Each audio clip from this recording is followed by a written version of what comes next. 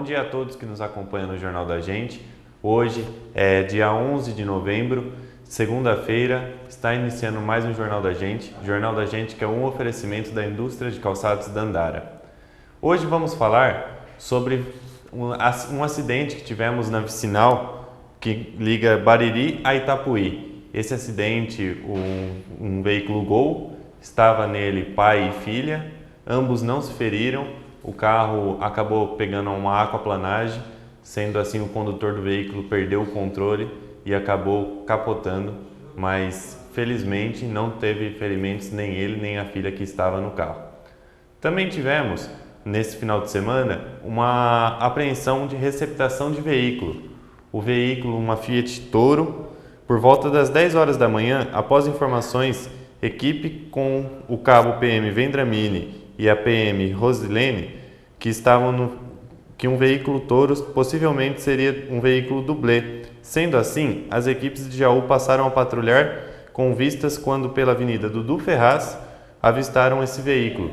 Esse veículo estava com a numeração do chassi remarcada e não batia com a numeração do documento.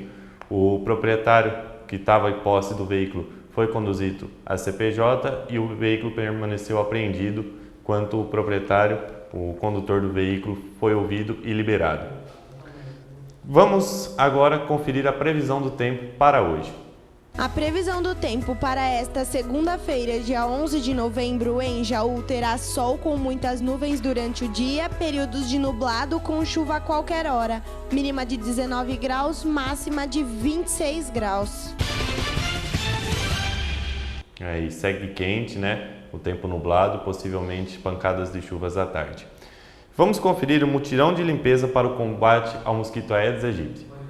A Prefeitura de Jaú, por meio da Secretaria de Saúde e do Departamento de Zoonose, informa que o mutirão de limpeza e combate ao mosquito Aedes aegypti ocorre no período de 11 a 14 de novembro, a partir das 7h30 da manhã, nos bairros Vila Sampaio, Vila Piragine, Vila Carvalho, Jardim Estádio, Vila Industrial, em torno do Cemitério Municipal, Balneário Aristides Coló, Secap, Vila Nova, Jardim São Caetano e Jardim Santa Terezinha. O objetivo é propiciar à população a retirada de suas casas de materiais inservíveis que podem se tornar criadouros do Aedes aegypti. O Departamento de Zoonose solicita à população que coloque nas calçadas todo o material inservível que estão nas residências e que não estão sendo utilizados, para que seja feito o recolhimento pelos caminhões e trabalhadores braçais, especialmente os possíveis criadouros da dengue, como vasos, garrafas, baldes e latas velhas. Lembrando que entulhos de construção não serão recolhidos. Serão coletados restos de madeira, folhagens, latas, garrafas, pneus, frascos, armários e móveis velhos expostos à chuva, entre outros materiais inservíveis e que acumulam água. Não serão recolhidos restos de materiais de construção. O mutirão de limpeza para o combate ao mosquito Aedes aegypti estará nesta segunda-feira, dia 11 de novembro, na Vila Sampaio, entre as ruas Alfredo Leitão, Avenida Frederico Ozanam, Rua Aristides Coló e Rua Lourenço Prado. Na terça-feira, dia 12 de novembro, estará na Vila Piragine e Vila Carvalho, entre as ruas Quintino Bocaiúva, Avenida Frederico Ozanam, Rua Dr. João Leite, Rua Osório Ribeiro de Barros Neves e Rua Alfredo Leitão. Quarta-feira, dia 13 de novembro, estará no Jardim Estádio, Vila Industrial, em torno do Cemitério Municipal e Balneário Aristides Coló. Quinta-feira, 14 de novembro, estará no Secap, Vila Nova, Jardim São Caetano e Jardim Santa Terezinha. Poderão ocorrer atrasos de até 48 horas, dependendo da quantidade de materiais recolhidos ou a ocorrência de chuvas. Lembrando que entulhos de construção não serão recolhidos. Está aí um mutirão de limpeza. É muito importante esse trabalho da Prefeitura Municipal em parceria com a Secretaria da Saúde e Vigilância Epidemiológica. Vamos conferir as vagas ofertadas pelo PAT. Vagas ofertadas pelo PAT de Jaú no período de 11 a 15 de novembro.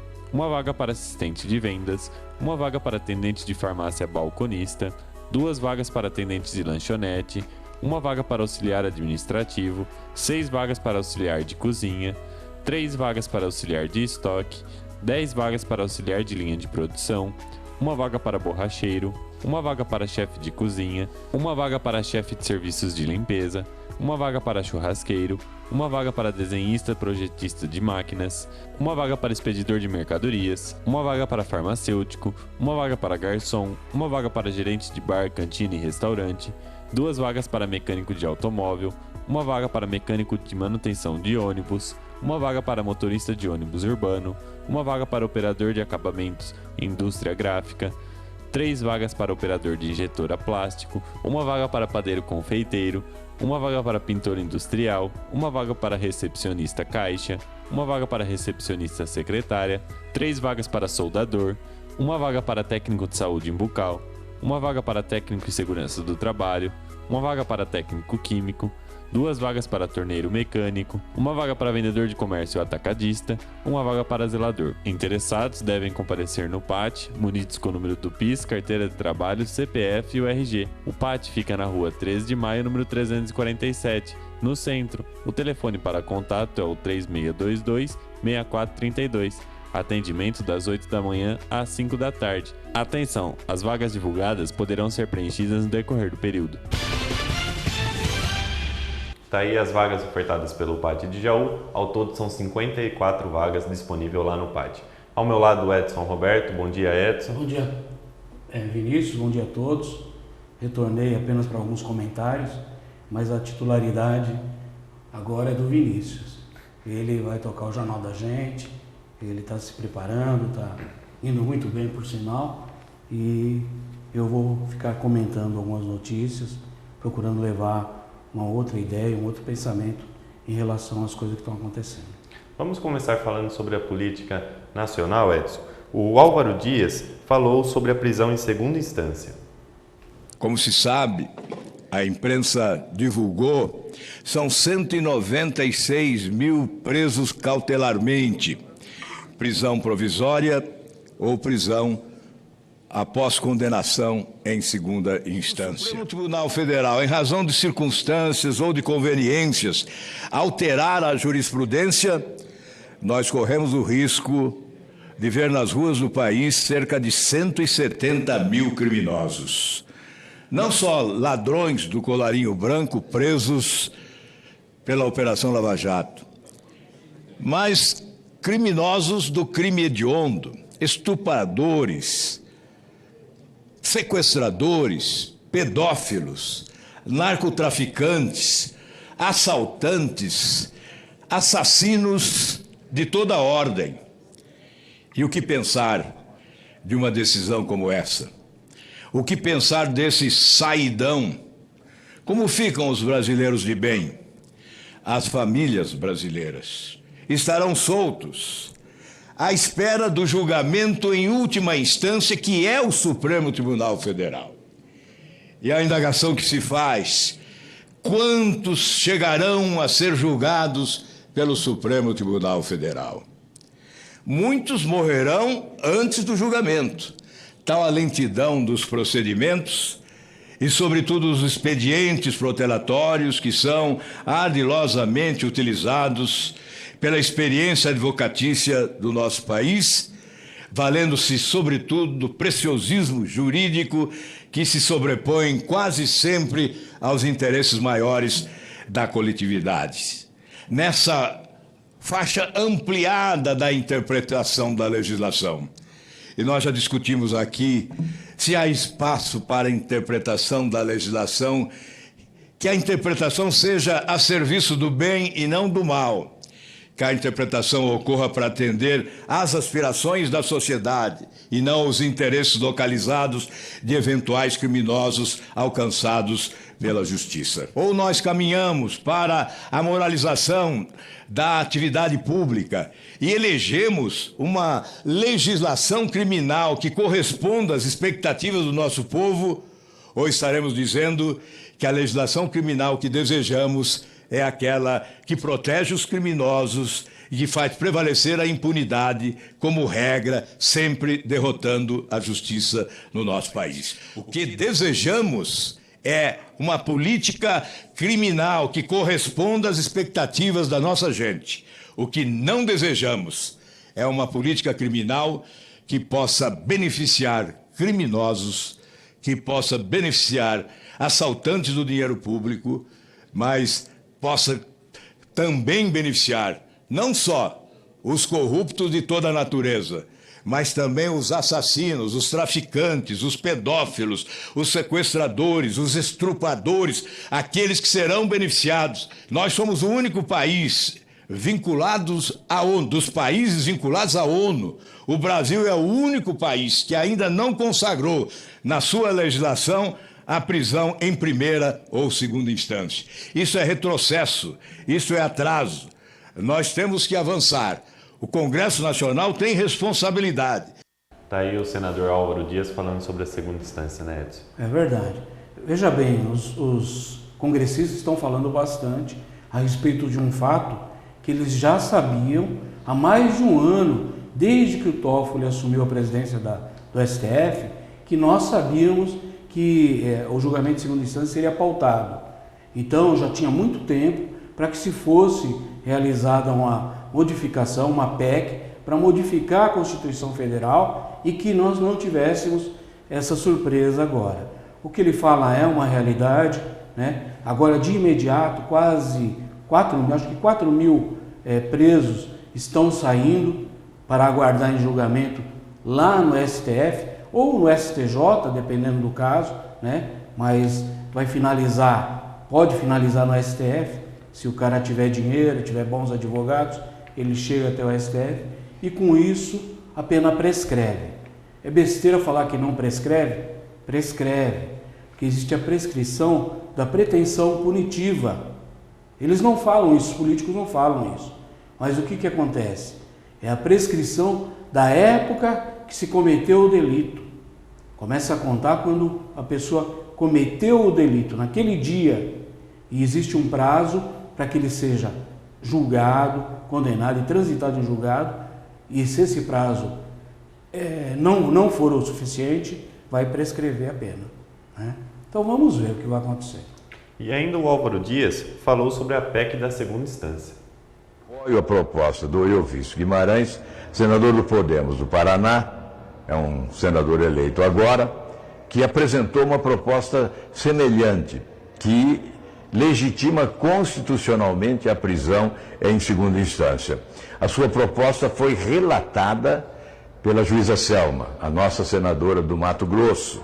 Portanto, esta proposta está pronta para ser colocada na pauta, na ordem do dia da Comissão de Constituição e Justiça e Cidadania. Nós temos que votar rapidamente, temos que dar celeridade, temos que oferecer uma resposta pronta a esta deplorável decisão do Supremo Tribunal Federal.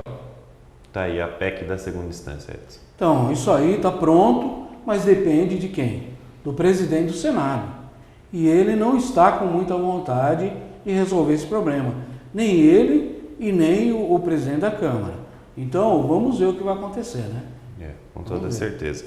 O Major Olímpio também falou que o Congresso precisa fazer a sua parte sobre a prisão em segunda instância. Com a derrota que o povo brasileiro tomou no Supremo Tribunal Federal, que impede a prisão após a segunda instância, só resta agora o Congresso se mobilizar. O próprio voto do Toffoli deixou bem claro, está no colo do Congresso, legisla que a gente cumpre. E nós temos hoje projetos tramitando na Câmara e no Senado. Eu quero convocar você, brasileiro, que ficou inconformado com esses 6-5. Nós temos um projeto no Senado do senador Oriovisto, que a senadora Selma é a relatora. Vamos pressionar de todas as formas que já seja pautado na terça-feira, dia 12, na CCJ, em sessão extraordinária, para que possa ir para a votação na primeira sessão no plenário. Com quebra de interstício dá para votar no mesmo dia. Vamos fazer a nossa parte. O Supremo está errado, mas o Supremo diz que quem está mais errado é o Congresso. Quem mais se omitiu e escreveu errado o artigo 243 do Código de Processo Penal foi o Congresso Brasileiro em 2011. Então, pela justiça, pelo povo brasileiro, pressione nas suas redes, para que na próxima terça-feira tenha sessão extraordinária da CCJ no Senado para a apreciação da PEC do senador Oriovisto. Prisão em segunda instância, já! Será que vai ser pautado, Edson? Então, vamos torcer. O Major Olímpio é um senador muito atuante, né? Está preocupado realmente com o bem-estar de toda a população e ele está lutando para tudo que é de bom. A gente percebe isso. É ele, Álvaro Dias e outros aí. Mas existe lá um pessoal que é da resistência, que quer que deixe como está, né? Vamos torcer para que aconteça. E quem também falou sobre a prisão em segunda instância foi o Marcel Van Hatten, deputado federal, né? Na verdade, a impunidade volta a ser a regra no Brasil. Infelizmente, o Supremo Tribunal Federal, é importante dizer, por maioria de votos, e uma maioria de votos muito estreita, 6-5, com o voto decisivo do ministro Dias Toffoli, acabou de decidir, né, que após a segunda instância, por crime de corrupção, a pessoa não pode ir preso, o bandido não pode ir preso. Isso é um verdadeiro absurdo. O Brasil vai ser um dos pouquíssimos países do mundo, 2 ou 3 talvez, em que não há condenação após a segunda instância. E um ciclo muito importante que nós tivemos de combate à corrupção e de fim da impunidade se encerra com essa votação de hoje. Só que um novo ciclo pode se iniciar e ele depende, vou dizer de quem? De você. Depende do Congresso Nacional, é verdade, mudar as leis, mas é por meio da pressão popular que o Congresso vai mudar de fato. É assim que funciona. Foi assim com o impeachment da Dilma Rousseff, vai ser assim agora com a mudança na legislação e na Constituição, se necessário for. Agora depende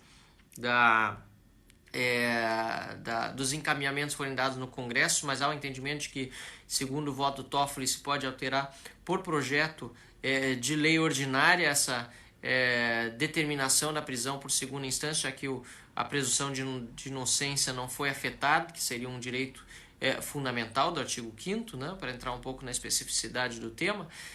Então, havendo essa mudança de legislação ou de Constituição, que até seria melhor, a meu ver, vai voltar a ter prisão para quem é criminoso, para quem é bandido, para quem rouba, para quem comete crime de corrupção. Essa decisão foi um absurdo em todos os níveis. Primeiro, porque o mérito não é discutido depois da segunda instância. Segundo, porque poucos têm acesso à segunda instância, só os mais abastados normalmente têm. E terceiro, porque a prática mundial, inclusive de muitos países, é de prisão já na primeira instância e não essa impunidade, né? Sempre importante lembrar que ninguém está onde está lá por acaso, nem o pessoal do STF, né? Todos os ministros foram sabatinados pelo Senado, que foi eleito pelo povo brasileiro. Então nós precisamos votar bem nas eleições e pressionar os eleitos quando não é época eleitoral para fazer o seu trabalho direitinho. Então é isso que a gente precisa agora fazer, trabalhar na mudança, né, da legislação, se necessário, repito, da Constituição, para garantir que o ciclo que se fechou hoje é uma realidade isso, né, o ciclo de combate à corrupção e do fim da impunidade para crime de colarinho branco se encerrou hoje, que ele o mais breve possível seja reaberto para evitar que esse retrocesso dure muito tempo. Muita gente acordada para a realidade entende que isso não é o correto, pelo contrário, que os crimes de corrupção precisam ser punidos e que essa dita vontade do Constituinte, interpretada pelo Supremo, não é a vontade do povo e até nem é a interpretação na maior parte, aliás, de todos os ministros, pois a decisão foi por apenas um voto, 6-5. O deputado Marcel aí foi muito feliz na fala dele, Neto. Ele é um excelente deputado federal, foi vereador no Rio Grande do Sul e agora defende o Rio Grande do Sul como deputado federal, né? Tem muito futuro, ele é lutador, ele procura o bem da comunidade também, né? E tudo que ele falou é uma verdade, mas agora nós estamos na mão dos congressistas. O STF fez a parte dele, julgou, como disse que iria julgar, foi 6-5, mas foi 6-5. Então, quem perdeu foi a democracia. Quem perdeu foi o povo, quem perdeu foi a Justiça. A Justiça perdeu em relação ao que o STF decidiu. Então tem que reverter, a forma de reverter é através do Congresso. O deputado falou a respeito de votar e votar bem. Nós votamos em 2018 e não votamos bem, porque uma boa parte dos congressistas que ali estão são bandidos, são processados e têm medo de ir para a cadeia. Então, para eles, como está um mar de rosas. E temos que vencer isso através do povo mesmo. O povo pedindo, o povo reivindicando aos seus candidatos para que eles modifiquem essa situação. Então, nós agora temos que ir até os congressistas e lutar pelos nossos direitos. Temos que ir às ruas, temos que fazer o que for feito para poder reverter essa situação, que ela é grave, né? A gente pode imaginar o que vai acontecer daqui para frente se continuar assim, né? Não há progresso que resista à corrupção. Então vamos ver. Realmente. Quem também falou sobre a PEC da segunda instância e sobre a soltura do Lula foi o Eduardo Bolsonaro. E entre uma entrevista e outra, um compromisso e outro, muitas pessoas têm perguntado com relação à soltura do Lula. É óbvio, hoje é um dia muito triste para quem trabalha, para quem é honesto no país, porque o recado que se dá é de que o crime compensa e se você for político, aí é que você fica blindado de qualquer tipo de punição. Como parlamentar agora, a gente tem que canalizar essa energia para aprovar a PEC que vai colocar na Constituição a prisão em segunda instância. Existem duas propostas correndo, tanto no Senado quanto na Câmara. Independentemente de qual seja a vitoriosa, eu vou trabalhar para aprovar isso da maneira mais rápida possível, para ver se a gente consegue conter, né, essa saída de bandidos da cadeia. O Brasil é o único país no mundo que eu tenho conhecimento em que você vai ter direito até a terceira instância de julgamento. A gente sabe que isso aí privilegia exatamente aquelas pessoas que têm condição de pagar advogados a peso de ouro ou advogados influentes nos tribunais. Eu só chamo a atenção para você que a gente está diante de uma excelente oportunidade para abrir os olhos da população.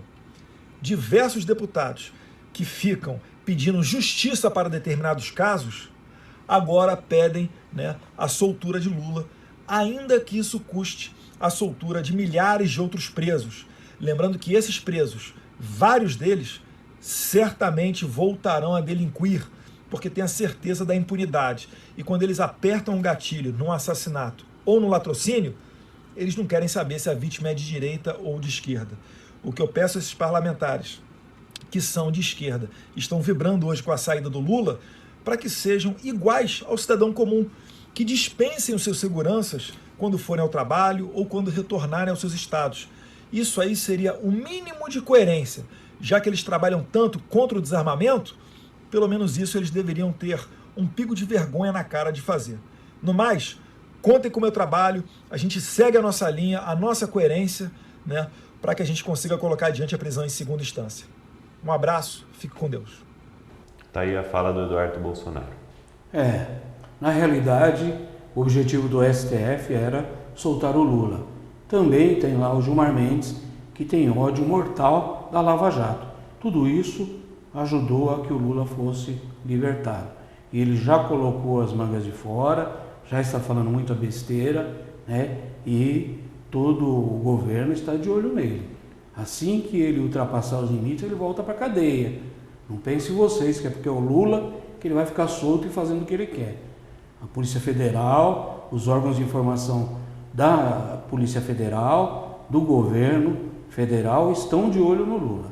Ele já falou algumas barbaridades.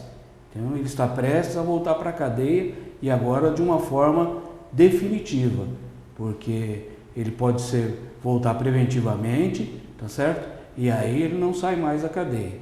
Ele está tentando de todas as formas isso. Vamos ver o que vai acontecer. E tudo isso, Edson, gerou um grande protesto na Avenida Paulista. É verdade. E outros...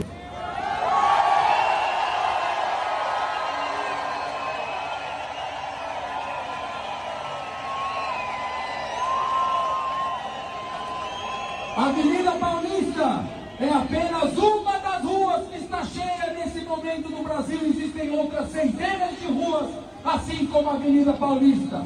E eu quero que os senhores recebam a opinião da população sobre o que eles querem ser e acreditam ser melhor para as suas vidas. Eu quero saber da Avenida Paulista, que faça barulho, quem é a favor de manter a legislação atual que permite que os criminosos... Esse foi o protesto na Avenida Paulista, né, Edson?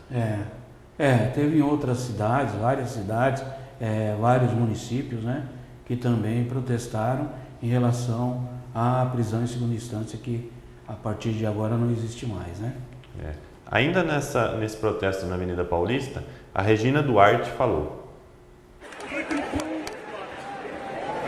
na mesma intensidade de afeto, de carinho, de força, de fé, de confiança.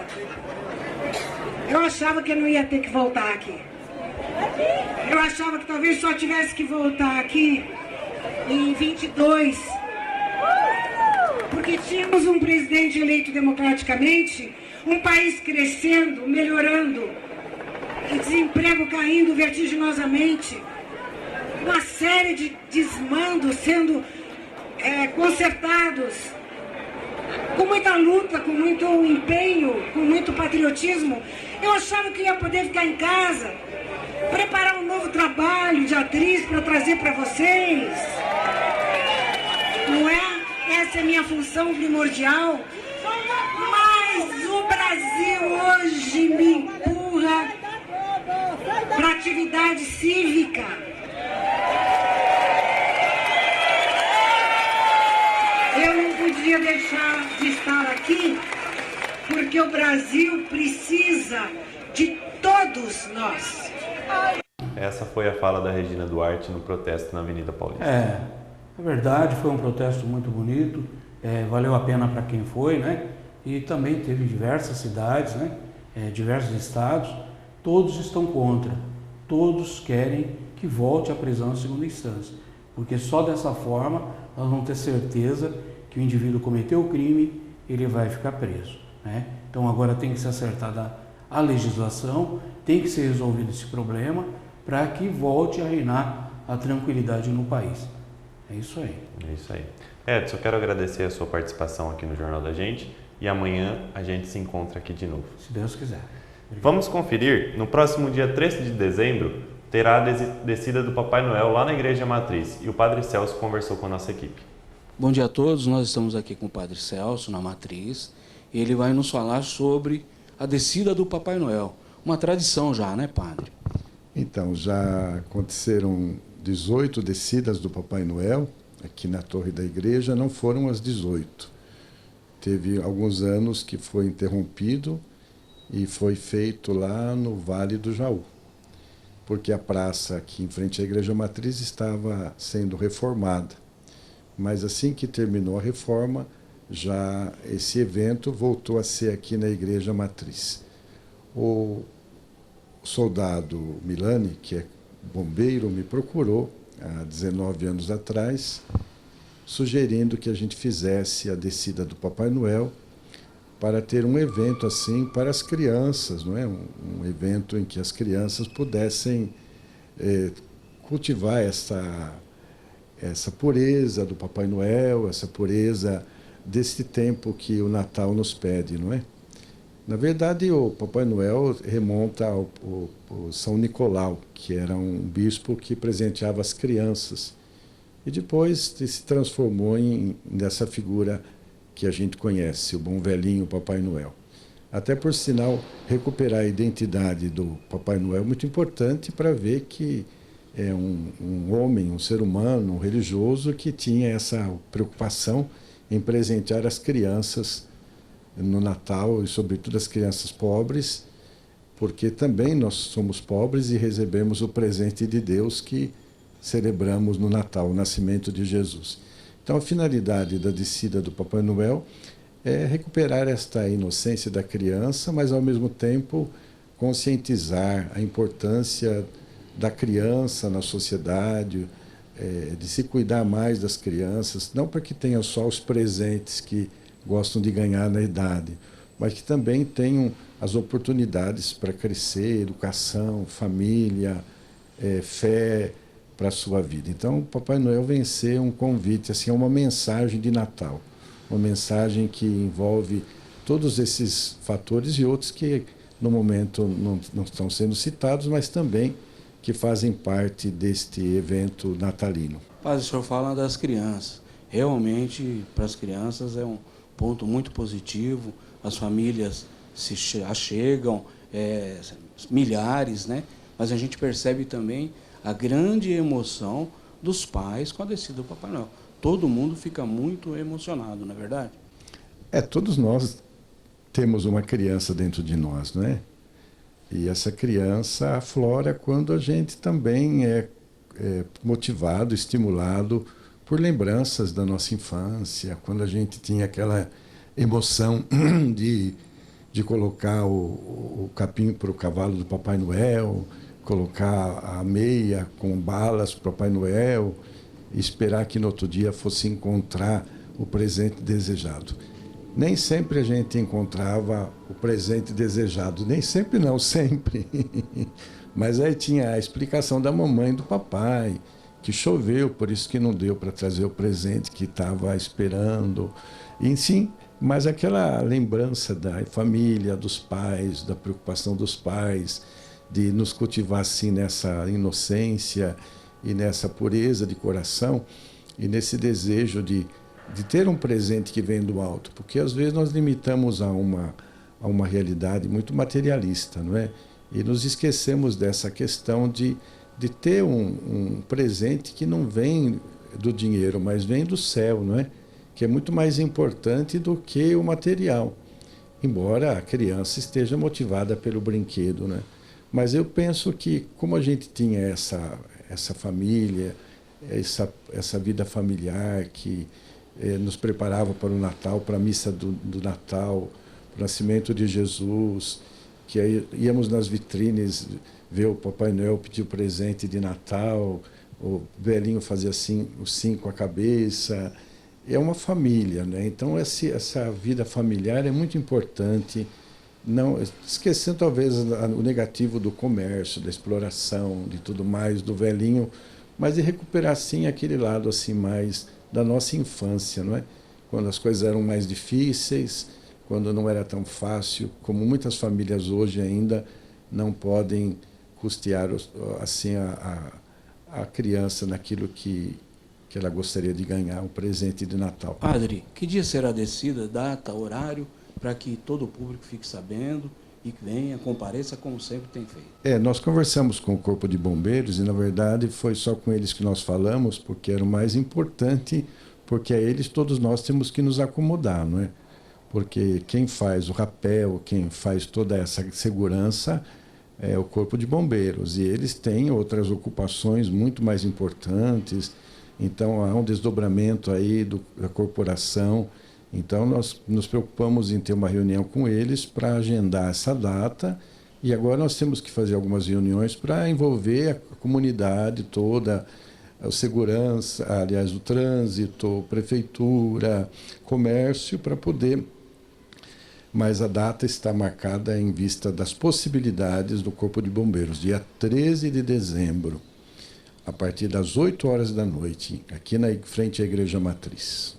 O grande e tradicional evento da descida do Papai Noel. E convidamos a comunidade para essa noite bonita, a mensagem de Natal aqui na nossa Igreja Matriz.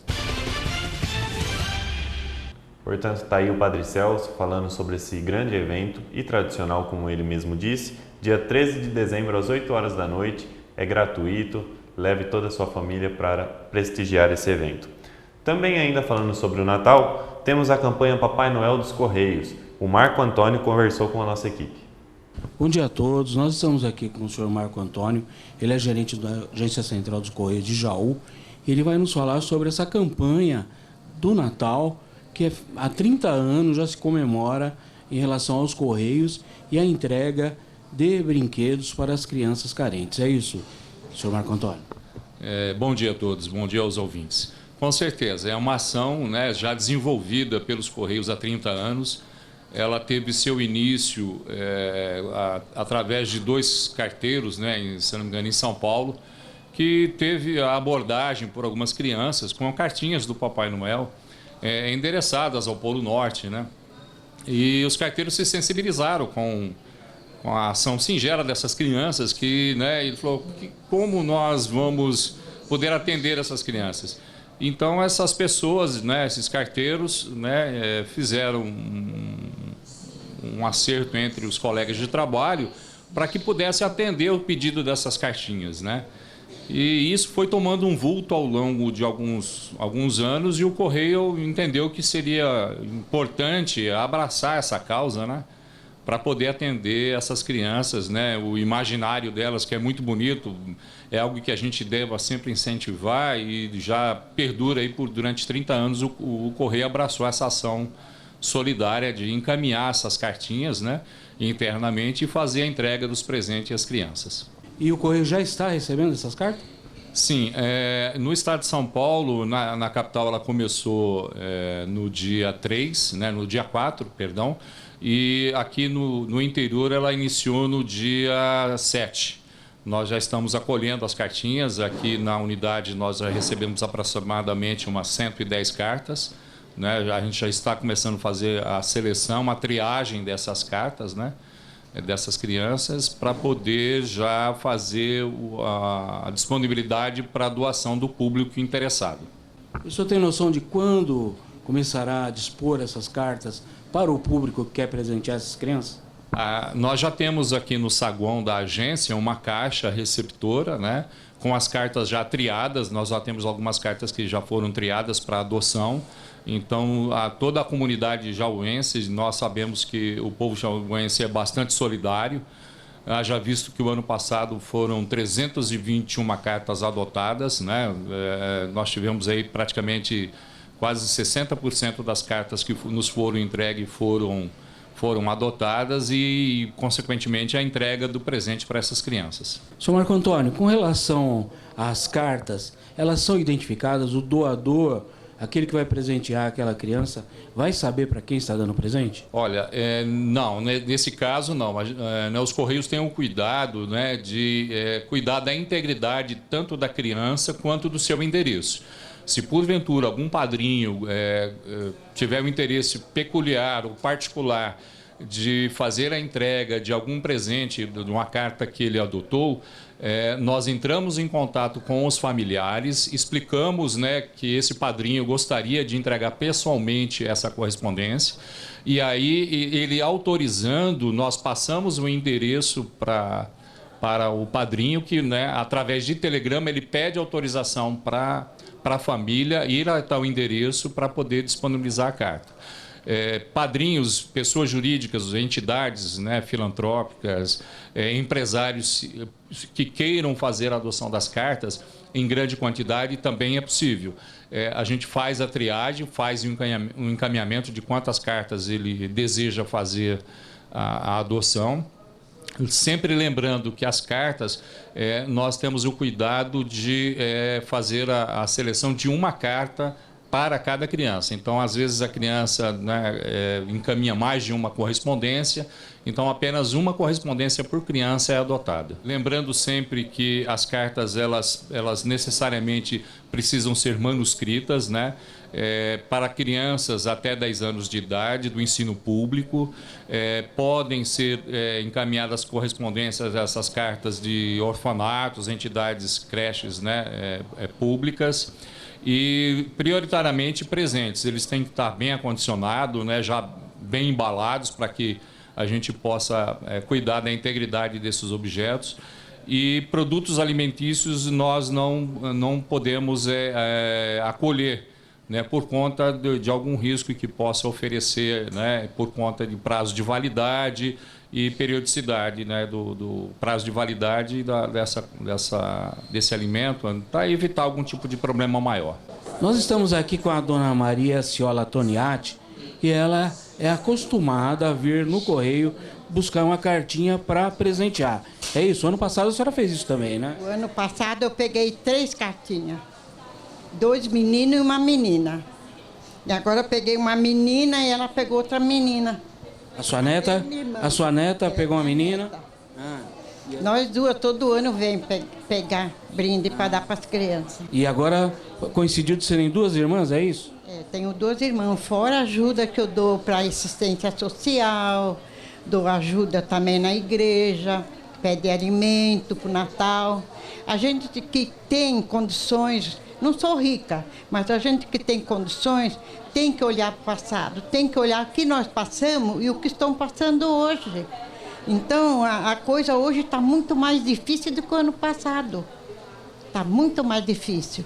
Embora que os pais ganhavam pouco e tinha muitos filhos, porque meu pai teve 10 filhos, criou 8, e já dos 8 já morreu 5, só estamos em 3.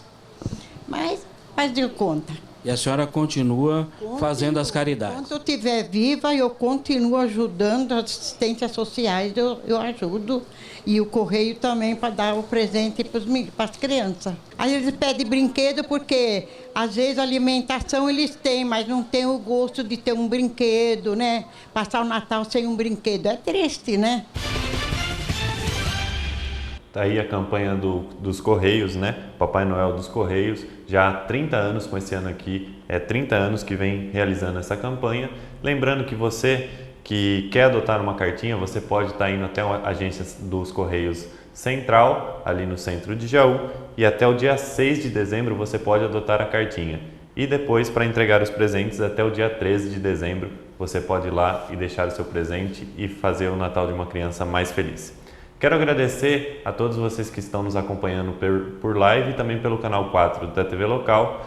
O Kennedy de Pila, a Vanessa Aparecida, Maria Odila Viscoli, Andréia Souza, Jailda Gil, a Hilary Araújo, o João Martinez, Odailza Abreu, Nilson Pascoal, Márcio Almeida, Égio Ribeiro, Luana Caroline, Anderson Fernandes, Luiz Carlos Magesto, a Karina Pascoal, Bill Luquezzi, Daniela Fração, Jefferson Rosa, Jordana Lista, David Turola, Neuza Sábio Boaventura, a Letícia Benites, a Ari Lopes, Cristian Melo, Luiz Quinato, Henrique Fernando, Ricardo Abud, David Henrique Santos, Marlene Antunes, Participa Jaú e o Jandir Santos.